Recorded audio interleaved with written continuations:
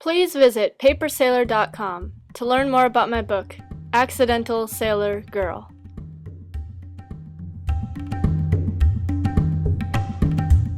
I just got off of work. I got my work shirt on. We had a really good trip to the Canary Islands. It was a 5-day sail from, we left from Chipiona.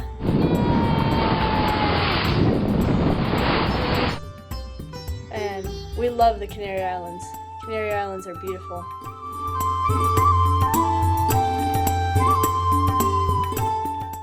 They're right off of Africa. First place we entered was Graciosa. Graciosa was this small island right next to Lanzarote. And there's a blown volcano on the island. And you can actually swim underneath this blown volcano. There's no trees to speak of on Graciosa or Lanzarote. It's like being on the moon.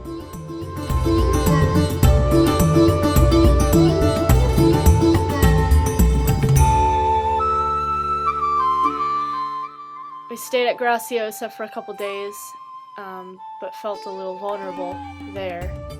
Canary Islands are pretty rugged islands. A little careful, a little leery of anchoring in the Canaries. So we actually didn't anchor too much. Graciosa was one of the only ones that we anchored at.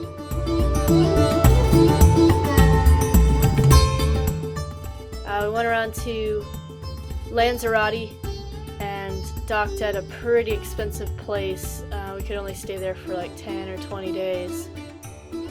Went surfing. Met a guy who took us out called La Santa, and it's a real locals place.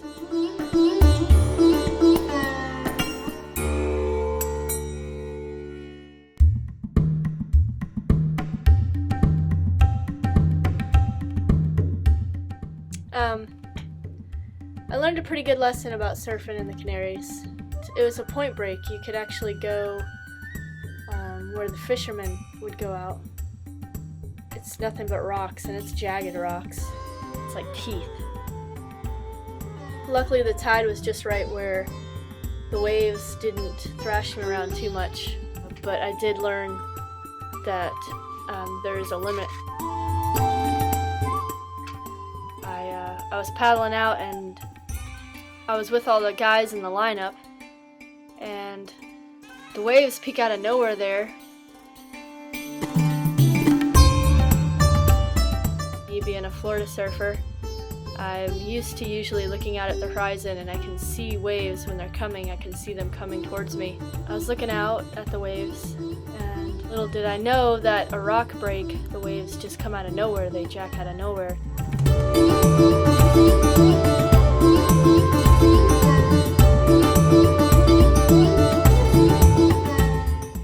I looked to my left and I saw all the surfers scrambling, and I looked to my right and they were scrambling, and I must have just been right in the peak, so I figured, I'll just try to duck dive. Yeah.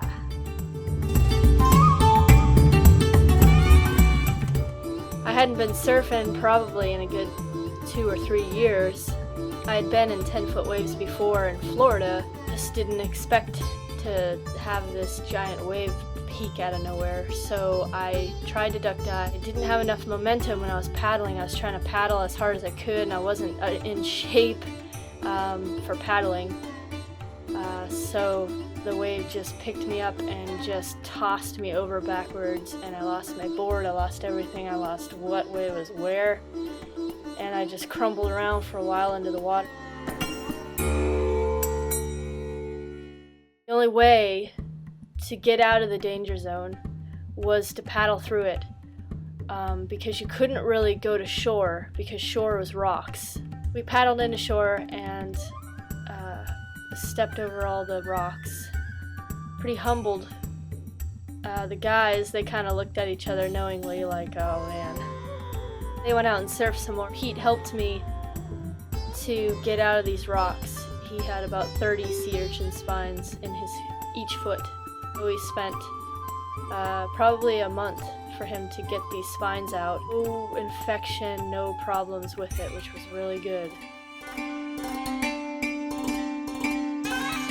We went to a blown volcano. On the inside of this volcano, it was very quiet. There's no rustling trees, no car noises. That's so different from when you're on the boat and hear all the waves crashing, the sails slapping, and the sounds of the ocean roaring. There's a meditation circle.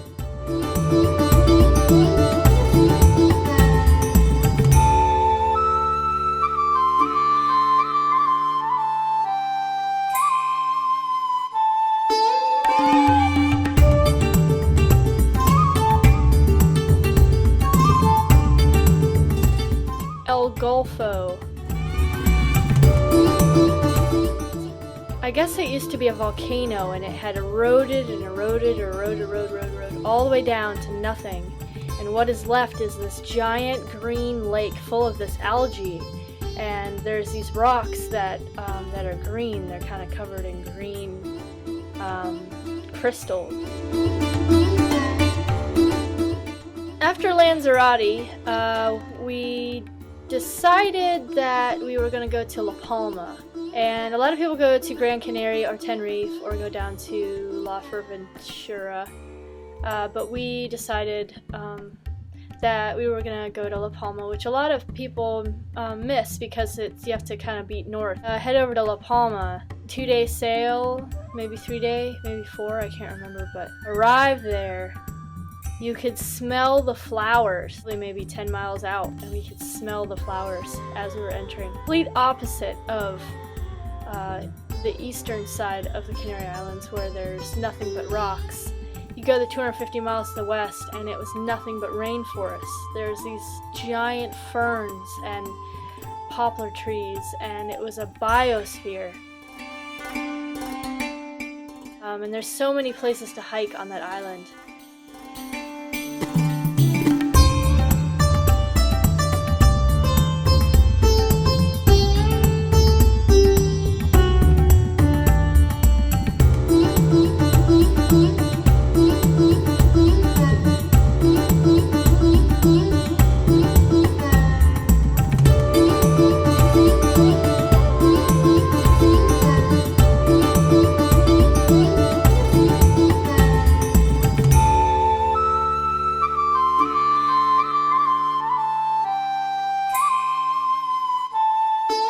Down to Gomera, La Gomera.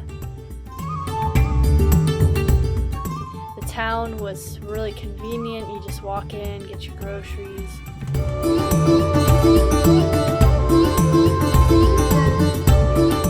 It's like any European town. You could walk to the bakery or walk to get your fruits and vegetables or your meat. So amazing if America would do that as well, you know. They can walk, they don't have to drive so far.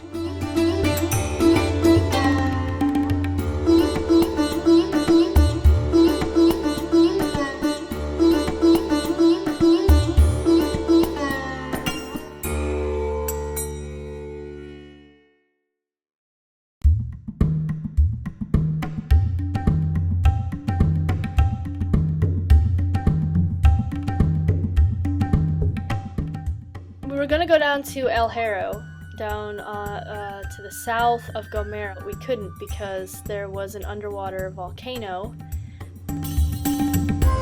that was erupting. So we stayed in Gomera until it was time for us to leave. It was November, I think it was November. Because I remember we got to Grenada 2 days before Christmas. And it took us 25 days to cross the Atlantic, which I'll do a video of that the next one I do. This is a Paper Sailor production. Please visit papersailor.com.